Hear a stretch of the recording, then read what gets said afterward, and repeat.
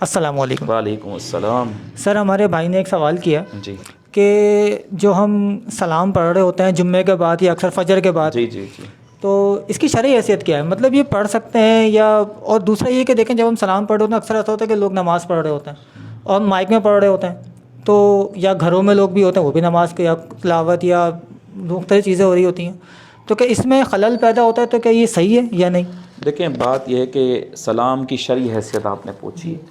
اس سے بڑی شرعی حیثیت کیا ہوگی جس کو 22ویں سپارے میں ان اللہ و ملائکتہ یصلون علی النبی،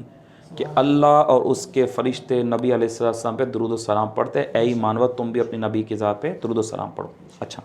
پھر ہمارا اس درود و سلام پہ عقیدہ یہ کہ حضور علیہ السلام سنتے بھی ہیں، باقاعدہ حدیث مبارکہ ہے کہ فرشتے عرض کرتے ہیں، اور اس میں بڑی خوبصورت بات مظفر بھائی یہ ہے، آپ سلام پڑھیں گے نا تو فرشتے جا کر عرض کریں گے یا رسول اللہ منظور صاحب کے صاحبزاد مظفر منظور نے آپ کے سلام پڑھا ہے، یعنی آپ کے ساتھ آپ کے والد کا نام بھی حضور کی بارگاہ میں لیا جاتا ہے۔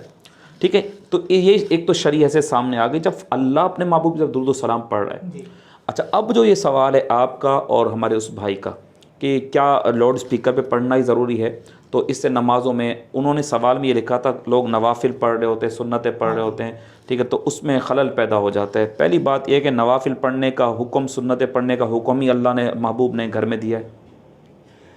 ٹھیک ہے۔ اب کیا ہے کہ ہم تو اس چیز کو فالو ہم کر نہیں رہے، یہاں آ کر ہم لوگ لگتا ہے کہ یہ خلل پیدا ہو رہا ہے۔ اگر یہ خلل ہے تو دنیا میں ہزاروں چیزیں ہو رہی ہیں، شادی بیاہ میں ڈھول ڈھماکے ہوتے ہیں، اس وقت ہمیں کیوں نہیں خیال آتا کہ کسی کے گھر میں کوئی بیمار ہوگا، کوئی نماز پڑھ رہا ہوگا، فائرنگ کرتے ہیں، بالکل ہوتی ہے ہر چیز، یعنی جتنی خرافات ہو رہی ہیں اس سے کتنی تکلیفیں لوگوں کو،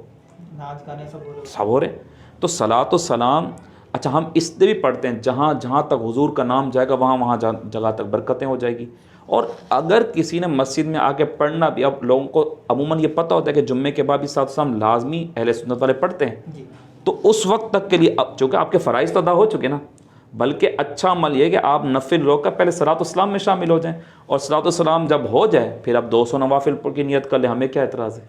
صحیح کہہ رہے ہیں، بالکل ہمیں تو کوئی اعتراض نہیں ہے۔ تو اسی طرح یہ جو کہنا اس میں خلل پڑتا ہے، پھر میں اس بات پر آؤں گا، جب حضور سے پوچھا کہ نماز کیا، حضور نے کہا نماز یہ کہ جب تم ہو تمہارا رب ہو، کاش کہ ہماری نمازیں ایسی ہو جائیں۔